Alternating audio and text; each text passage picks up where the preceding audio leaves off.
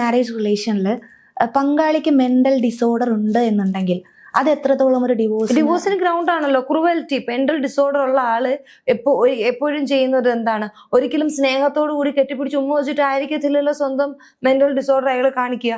പലപ്പോഴും നമ്മൾ കണ്ടുവരുന്നത് അത് പെൺകുട്ടികൾക്ക് അറിവില്ലായ്മ കൊണ്ടല്ല. അല്ല, ഇപ്പൊ ഇന്ന് അടിച്ചു, നാളെ അതിന് പകരം ഒരു ഗിഫ്റ്റ് വാങ്ങിക്കൊടുത്തു, ഒന്ന് സ്നേഹിച്ചു, ഓക്കെ, വീണ്ടും അവര് ട്രോമ ബോണ്ടിങ് വീണ്ടും ഉണ്ടാകുന്നു, ലവ് ബോംബിങ് പോലെ പിറ്റേന്ന് വീണ്ടും അടിക്കുന്നു. അടി കിട്ടിയാൽ കുറച്ചുകൂടെ സ്നേഹം കിട്ടും. അപ്പൊ ആ ഒരു ട്രാപ്പിൽ പെട്ടുപോയിട്ട് ലാസ്റ്റ് ഇതിന്ന് പുറത്ത് കിടക്കാൻ പറ്റില്ല എന്നുള്ള ഘട്ടം വരുമ്പോഴായിരിക്കില്ലേ ഇവർ ഈ ആത്മഹത്യയിലേക്ക് ഞാൻ ചോദിക്കട്ടെ, നമ്മൾക്ക് ഇപ്പോ ആദ്യത്തെ ഒരു ദിവസം ഓക്കെ, എല്ലാ റിലേഷൻഷിപ്പിലും ഒരു ഫാമിലി റിലേഷൻഷിപ്പിൽ എല്ലാ റിലേഷൻഷിപ്പിലും പ്രശ്നങ്ങളുണ്ട്. പക്ഷെ ആ പ്രശ്നങ്ങളെ തിരിച്ചറിഞ്ഞതിന് ശേഷം ഇതൊരു ടോക്സിക് റിലേഷൻഷിപ്പ് ആണോ, അതോ ഇപ്പം ഇന്ന് ഹസ്ബൻഡ് അടിച്ചു അല്ലെങ്കിൽ ഇന്ന് വൈഫിന്റെ കയ്യിൽ നിന്ന് ഒരു അടി കിട്ടി, തിരിച്ചും സംഭവിക്കാറുണ്ടല്ലോ. അപ്പൊ വൈഫ് എന്നെ അടിച്ചു, അത് എന്തുകൊണ്ട് എന്നുള്ളത് നമ്മൾ സോർട്ട് ഔട്ട് ചെയ്യണം. അത് എൻ്റെ കയ്യിലെ മിസ്റ്റേക്കിനല്ല, അവന്റെ തോന്നിവാസത്തിനാണ് എന്നെ തല്ലിയതെങ്കിൽ ആ തോന്നിവാസം ഞാൻ എന്തിനും സഹിക്കണം. അല്ല, ഇങ്ങനെ വരുന്ന സൈക്കോളജിക്കൽ ഡിസോർഡേഴ്സ് ഉള്ളവരൊക്കെ വിക്ടിം പ്ലേ ആയിരിക്കും എടുക്കുന്നത്. അതെ, അറിയാതെ വന്നു പോയതാണ് നിന്നോട്. അതെ, അത് ഒരു തവണ, 2 തവണ, 3 തവണ, പക്ഷെ അത് കണ്ടിന്യൂസ് ആവുമ്പോഴോ? അല്ല, പലപ്പോഴും പേരൻസ് കൗൺസിലിങ്ങിന് കൊണ്ടുവന്നിട്ടും പേരൻസ് ആണ് ഇതിനകത്ത് എല്ലാത്തിന്റെയും. ഞാൻ വ്യക്തമായിട്ട് പറയുകയാണെങ്കിൽ നമ്മൾ തീർച്ചയായിട്ടും പറയാം, പേരൻസ് ആണ് ഇതിന്റെ എല്ലാത്തിന്റെ ആണി. കാരണം ഒന്ന് കെട്ടിച്ചു വിട്ടു, അവൻ ക്രൂരനാണ്, പെൺകുട്ടിക്ക് സഹിക്കാൻ വയ്യ. എപ്പോഴും ഇവൻ ഒരു ഇഞ്ചക്ഷൻ ആണെങ്കിൽ പോലും അതിന്റെ പെയിൻ കണ്ടു നിൽക്കുന്നവൻ അറിയില്ല, കുത്തു കിട്ടിയ നമുക്കേ അറിയുള്ളൂ നമ്മൾ പറയും. അതുപോലെ ക്രൂവൽറ്റിയുടെ ഈ മെന്റൽ ഡിസോർഡർ ഉള്ളവന്റെ ക്രൂവൽറ്റി ഡിവോഴ്സിനൊരു ഗ്രൗണ്ടാണ്. ഈ ക്രൂവൽറ്റിയുടെ എത്രമാത്രമാണ് അതിന്റെ എക്സ്ട്രീം ലെവൽ എന്ന് അനുഭവിച്ചവനല്ലേ അറിയുള്ളൂ. കണ്ടുകൊണ്ട് നിൽക്കുന്ന അച്ഛനും അമ്മയ്ക്കും അറിയില്ല. ഇപ്പം നമ്മൾ ലേറ്റസ്റ്റ് ആയിട്ടുണ്ടായ ഒരു ഇഷ്യൂല് പോലും ആ പേരൻസ് എന്താണ് പറയുന്നത്, എൻ്റെ മകളുടെ ഇവിടെ എന്ന് പറഞ്ഞ് ശരീരത്തിന്റെയും മുഖത്തിന്റെയും ഭാഗങ്ങളൊക്കെ കാണിക്കുവാണ്. ഇവിടെയൊക്കെ അവൻ തല്ലിയിട്ട് എൻ്റെ മോൾ എനിക്ക് പിക്ചർ അയച്ചു തന്നിട്ടുണ്ട്.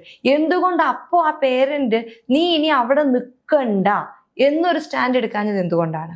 അപ്പൊ അവരവിടെ ചിന്തിച്ചത്, ഇനി ഒരു സെക്കൻഡ് ഇവിടെ വന്നു നിന്നാൽ ബന്ധങ്ങളുടെ ഇടയ്ക്ക്, സുഹൃത്തുക്കളുടെ ഇടയ്ക്ക്, പിന്നെ ഒരു കല്യാണത്തിന് പോകുമ്പോൾ ചേച്ചിയുടെ മോൾ അല്ലെങ്കിൽ ചേട്ടന്റെ മോൾ ഇപ്പൊ പിണങ്ങി ഇവിടെ വന്ന് നിൽക്കുവാ അല്ലയോ എന്ന് ചോദിക്കുന്നതിന് ഉത്തരം പറയേണ്ടി വരും എന്നുള്ള നാണക്കേട്. പിന്നെ ഒരു കൊച്ചായി, ഈ കൊച്ചു ഭാവിയിൽ ഈ കൊച്ചു തലയിലാവും. ഒരു പരിധി വരെ ഇപ്പം ഈ പെൺകുട്ടി മരിച്ചപ്പോൾ നമുക്ക് ഒരു ഏറ്റവും കൂടുതൽ കണ്ട സെന്റൻസ് നട്ടലുള്ള ആങ്ങളെ ഇല്ല എന്നുള്ളതാണ്. ഈ നട്ടലുള്ള ആങ്ങളയ്ക്ക് ഒരു ഭാര്യയുണ്ട്, ആ ഭാര്യയും കൂടി സപ്പോർട്ട് ചെയ്താലേ ഈ നട്ടലുള്ള ആങ്ങളയ്ക്ക് ഇപ്പുറത്ത് നിന്ന് പ്രവർത്തിക്കാൻ പറ്റുള്ളൂ. ഇല്ലെങ്കിൽ ഈ ആങ്ങളയുടെ കുടുംബത്തിന് വേറെ ഡിവോഴ്സ് കേസിന് പോകേണ്ടി വരും എന്നുള്ളത് ചിന്തിക്കുമ്പോൾ ഈ സഹോദരനും ഒന്ന് പിൻവലിയും. അപ്പോ ഈ കുഞ്ഞുങ്ങൾ എന്നുള്ളതൊരു ചോദ്യചിഹ്നമാകും. ഏറ്റവും കൂടുതൽ ആൾക്കുള്ളുകൾ ചിന്തിക്കുന്നതും പ്രവർത്തിക്കുന്നതും ഈ കുഞ്ഞുങ്ങൾ എന്നുള്ള അവസ്ഥയിലേക്കാണ്. ഈ പെൺകുട്ടിക്ക് വിദ്യാഭ്യാസം ഉണ്ടെങ്കിൽ പോട്ടെ, തൊഴിലുറപ്പിന് പോയിട്ട് ജീവിച്ചൂടെ, ഏതെങ്കിലും ഒരു തുണിക്കടയിൽ പോയി നിന്നിട്ട് ജീവിച്ചൂടെ, വിദ്യാഭ്യാസം കുറവാണെങ്കിൽ ഇതൊക്കെ ഈ പിന്നെ എന്താ പറയുക, നമ്മുടെ CV നോക്കിയിട്ട്, നമ്മുടെ എഡ്യൂക്കേഷണൽ ക്വാളിഫിക്കേഷൻ നോക്കിയിട്ട് കിട്ടുന്ന ജോലികളല്ല. എഡ്യൂക്കേഷൻ ക്വാളിഫിക്കേഷന്റെ അങ്ങേ അറ്റത്ത് പോയി നിന്നാലേ ജോലി കിട്ടുള്ളൂ എന്നൊന്നും ഇല്ല. പിന്നെ മിനിമം ഡിഗ്രി എങ്കിലും ഇല്ലാത്ത എത്ര പെൺകുട്ടികളുണ്ട് ഇന്നത്തെ ഈ സാമൂഹ്യ സാഹചര്യത്തിൽ? അവർക്കൊരു തുണിക്കടയിൽ പോയി നിന്നാലും ESIയും PF എല്ലാം ഉണ്ട്. അല്ല, വിദ്യാഭ്യാസം ഉണ്ട് എന്ന് നമ്മൾ പറയുമ്പോൾ അവർക്കൊരു ജോലി കിട്ടിയാൽ വിദ്യാഭ്യാസത്തിനൊപ്പം വിവേകമുണ്ടോ എന്ന് കൂടി ചിന്തിക്കേണ്ടിയിരിക്കുന്നു. അതാണ് ഞാൻ പറഞ്ഞത്. അപ്പൊ ഇവർക്ക് തിരിച്ചറിയാനുള്ള വിവേകം ഇവർക്കില്ലെങ്കിൽ ഈ സ്പൂൺ ഫീഡ് ചെയ്ത് കൊടുക്കാനുള്ള പേരൻസ് അവിടെ ഇല്ലേ? അച്ഛനും അമ്മയ്ക്കും വിവേകമില്ലേ? ലോക വിവരമില്ലേ? ഇവർക്കൊന്ന് തിരിച്ചറിഞ്ഞൂടെ? എന്റെ മകള് ഡൗറി ഒരു ഇഷ്യൂ അല്ലേ? ഇത്രയും കൊടുത്ത് കെട്ടിച്ചു, ഇത്രയും വലിയ കല്യാണം, 10 ലക്ഷം രൂപയൊക്കെയാണ് പല കല്യാണങ്ങളിലും ഫുഡിന് മാത്രം ഒരു ദിവസത്തേക്ക് സ്പെൻഡ് ചെയ്യുന്നത്. അപ്പൊ അത്രയും വലിയ ഒരു കല്യാണം ചെലവാക്കി, അപ്പൊ ആദ്യം വരുന്ന ചിന്ത എന്താണ് പേരന്റിന്റെ മനസ്സിൽ? ഇത്രയും ചെലവാക്കി കെട്ടിച്ചിട്ട് ഇവിടെ വന്ന് നിൽക്കുന്നെന്ന് പറയത്തില്ലേ എന്നുള്ളതാണ്.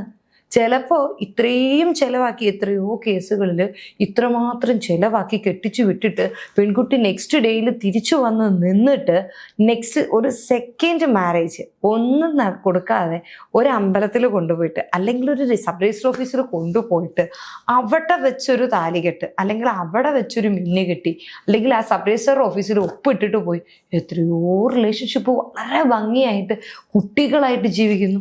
അല്ല, ഇതിൽ ഈ ഡൗറിയുടെ കേസും അതുപോലെ വിവാഹത്തിന്റെ കിട്ടില്ല എന്നുള്ള ചിന്ത, അതാണ് നമ്മളൊന്ന് കൺട്രോൾ ചെയ്ത് തുടങ്ങിയാൽ ഒരു പരിധി വരെ ഒരു ബന്ധത്തിൽ ചെയ്യേണ്ടത് ആരാണ്, എവിടെയാണ്?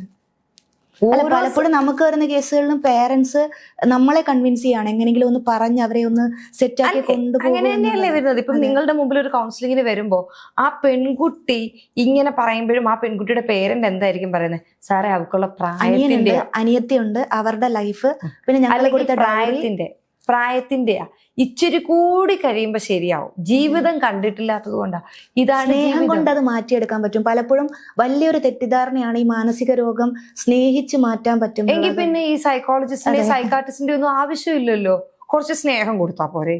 ഈ പിന്നെ എന്താ പറയുന്നത്, ഇത്രയും ഈ നമ്മുടെ ഈ ഊളംപാറയും പൂജപ്പുരയൊക്കെ പൂട്ടിയിട്ടിട്ട് അവിടെയൊക്കെ സ്നേഹം. അല്ല, ഇപ്പോഴും ഈ സൈക്കോളജിക്കൽ ഡിസോർഡേഴ്സ് അല്ലെങ്കിൽ മെന്റൽ ഡിസോർഡേഴ്സിനെ കുറിച്ചുള്ള ഒരു അവയർനെസിന്റെ പ്രശ്നമാണ്. എനിക്കൊരു പ്രശ്നം ഉണ്ടെങ്കിൽ ട്രീറ്റ്മെന്റ് എടുക്കണം. ഇപ്പൊ കൗൺസിലിങ്ങിന് വന്നാൽ പോലും എനിക്ക് കുഴപ്പമൊന്നുമില്ല. മാഡം, അതിനകത്തുള്ള ഏറ്റവും വലിയ വിഷയം എന്ന് വെച്ച് കഴിഞ്ഞാൽ, ഇപ്പം നമ്മളൊരു കൗൺസിലിങ്ങിന് ഒരു സൈക്കോളജിസ്റ്റിന്റെ അടുത്ത് പോയി എന്ന് പറയുമ്പോൾ നമുക്ക് വരുന്ന ആദ്യത്തെ മറുപടി എന്താണ്? അതിനെനിക്ക് വട്ടില്ല. അതായത് ഭ്രാന്തൻ പോകേണ്ട ഏതോ സ്ഥലമാണ് ഒരു സൈക്കോളജിസ്റ്റ് എന്നാണ് നമ്മുടെ സമൂഹം മനസ്സിലാക്കി വെക്കുന്നത്. അതല്ലാതെ എന്നെ എന്തോ എൻ്റെ കയ്യിൽ നിൽക്കുന്നില്ല, എനിക്ക് ഡിപ്രഷൻ ഉണ്ട് എന്ന് വരുന്ന ഒരു സ്റ്റേജിൽ ഇപ്പം ഈ പോസ്റ്റ് പാർട്ടം ഡിപ്രഷൻ അതൊരു വലിയ വിഷയമാണ്. എനിക്ക് തോന്നുന്നു ഇന്നത്തെ സമൂഹം ഏറ്റവും കൂടുതൽ ചർച്ച ചെയ്യേണ്ട ഒരു വിഷയമാണ് പോസ്റ്റ് പാർട്ടം ഡിപ്രഷൻ. ഇപ്പം ചില പെൺകുട്ടികൾക്ക് വലിയ സൗണ്ട് കേൾക്കുമ്പോൾ അല്ലെങ്കിൽ ചിലർ ഷോർട്ട് ടെമ്പേർഡ് ആകുമ്പോൾ ഒക്കെ ഉണ്ടാവുന്ന ഒരു വിഷയമുണ്ട്. ഇത് മനസ്സിലാക്കാതെ ഇത് ഫാമിലി ഇഷ്യൂസിലേക്ക് പോകുന്നുണ്ട്, ഇത് ഡിവോഴ്സിലേക്ക് എത്തുന്നുണ്ട്. ഇതൊരു സൈക്കോളജിസ്റ്റിനെ കണ്ടാൽ തീരുന്ന പ്രശ്നമേ ഉള്ളൂ. അതെ, പലപ്പോഴും നമ്മുടെ അടുത്ത് വരുന്ന കേസുകളിൽ ചിലപ്പോൾ സൈക്കാട്രിക് റെഫറൻസ് വേണ്ടി വരും, കൃത്യമായിട്ട് ഡോക്ടറുടെ ട്രീറ്റ്മെന്റ് വേണ്ടി വരും. പക്ഷെ നമ്മൾ ഡോക്ടറുടെ അടുത്തേക്ക് പോകാൻ പറഞ്ഞാൽ അവിടെ വെച്ച് ആദ്യം ചോദിക്കുന്നത് എന്താ? എനിക്ക് മാഡം പറയുന്നത് ഇതല്ലേ ആദ്യം വരുന്ന ക്വസ്റ്റ്യൻ. ഇതാണ് അവിടെ മാറേണ്ടത്. ഒരു സൈക്കോളജിസ്റ്റിനെ കാണുന്നത്, ഒരു സൈക്കാട്രിസ്റ്റിനെ കാണുന്നത് ഭ്രാന്തനല്ല എന്ന് തിരിച്ചറിയാൻ പറ്റണം നമ്മുടെ സമൂഹത്തിൽ. അറ്റ്ലീസ്റ്റ് നമ്മുടെ പാർട്ട്ണർ നോർമൽ അല്ല, ഈ കാണിക്കുന്നത് ശരിയല്ല എന്ന് മനസ്സിലാക്കാനുള്ള ബോധമെങ്കിലും ഉണ്ടാവണം. അങ്ങനെ ഉണ്ടായിരുന്നെങ്കിൽ ഈ കണ്ട 2 കേസുകളിലും ഒന്നുകിൽ അങ്ങനെ മനസ്സിലാക്കുന്നത് ഇങ്ങനെ മനസ്സിലാക്കിയിട്ടുണ്ടാവാം. ഇങ്ങനെ ഇപ്പൊ നമ്മുടെ അതുല്യയുടെ കേസ് പറയുകയാണെങ്കിൽ തന്നെ ആ പെൺകുട്ടി ഒരു പരിധി വരെ അത് മനസ്സിലാക്കിയിട്ടുണ്ട്. അത് മനസ്സിലാക്കിയത് കൊണ്ടാണ് അത് അവളുടെ പേരൻസിനെ അവളെ അറിയിച്ചത്. അപ്പോ നമ്മൾക്ക് ഫാമിലിയിൽ നിന്ന് അത് അതുപോലെ തന്നെ അവന്റെ പേരൻസിനെയും അറിയിക്കണമായിരുന്നു. നിങ്ങളുടെ മകൾക്ക് ഇങ്ങനെ ഒരു നെഗറ്റീവ് ഉണ്ട്, ഇവൾക്ക് ട്രീറ്റ്മെന്റ് വേണം, ഇവളോടൊപ്പം ഇത് ട്രീറ്റ് ചെയ്ത് മാറ്റി എൻ്റെ നല്ല ഒരു വൈഫിനെ അല്ലെങ്കിൽ എൻ്റെ ഒരു നല്ല ഹസ്ബൻഡിനെ, എൻ്റെ നല്ല പാർട്ട്ണറെ ഏറ്റെടുക്കാൻ ഞാൻ തയ്യാറാണ് എന്ന് ഓപ്പൺ അപ്പ് ആവാൻ പറ്റുന്നില്ല. കാരണം ഇപ്പോൾ പെൺകുട്ടിയുടെ വീട്ടിലാണെങ്കിലും പയ്യന്റെ വീട്ടിലാണെങ്കിലും വിളിച്ചിട്ട് ഇങ്ങനെ ഒരു സൈക്കോളജിസ്റ്റിനെ കാണേണ്ട ആവശ്യമുണ്ടോ എന്ന് പറഞ്ഞാൽ ആദ്യം ആ പേരന്റ് പറയുന്ന സെന്റൻസ് എന്തായിരിക്കും? നിന്റെ കയ്യിൽ അല്ലെങ്കിൽ നിന്റെ കൂടെ വന്നതിന് ശേഷമാണ് എൻ്റെ മോൾ ഇങ്ങനെ ആയത്. എൻ്റെ മോന് നീ കെട്ടിക്കേറി ഇവിടെ വരുന്നത് വരെ എൻ്റെ മോന് ഭ്രാന്തൊന്നും ഇല്ലായിരുന്നു. മോന്റെ ഭ്രാന്ത് ഭാര്യയ്ക്ക് അറിയാൻ പറ്റൂ, മകളുടെ ഭ്രാന്ത് ഹസ്ബൻഡിനെ അറിയാൻ പറ്റുള്ളൂ. അത് മനസ്സിലാക്കാൻ നമ്മളുടെ ഫാമിലി സപ്പോർട്ടല്ല. പിന്നെ മരിച്ചു കഴിയുമ്പോഴോ സൂയിസൈഡ് ചെയ്ത് കഴിയുമ്പോഴോ കൊന്നു കഴിയുമ്പോഴോ അയ്യോ പോയേന്നോ അല്ലെങ്കിൽ അവള് പോയപ്പോ കൊച്ചിനെയും കൊണ്ട് പോയി ആ പെൺകുട്ടി എന്തായിരിക്കും ചിന്തിക്കുന്നത്? ഇവനെ ഞാൻ സഹിച്ചു, ഇത്രയും സൈക്കോ ആയിട്ടുള്ള ഒരാളെ ഞാൻ സഹിക്കേണ്ടി വരുന്നു. ഇങ്ങനെ ഒരാളെ, ഈ കുഞ്ഞിനെ ഇവിടെ ഞാൻ ഉപേക്ഷിച്ച് ഞാൻ ഒറ്റയ്ക്ക് ആത്മഹത്യ ചെയ്താൽ ഈ കുഞ്ഞ് വളർന്നു വരുമ്പോൾ ഇവനെക്കാട്ടിലും വലിയ സൈക്കോ ആയി മാറും.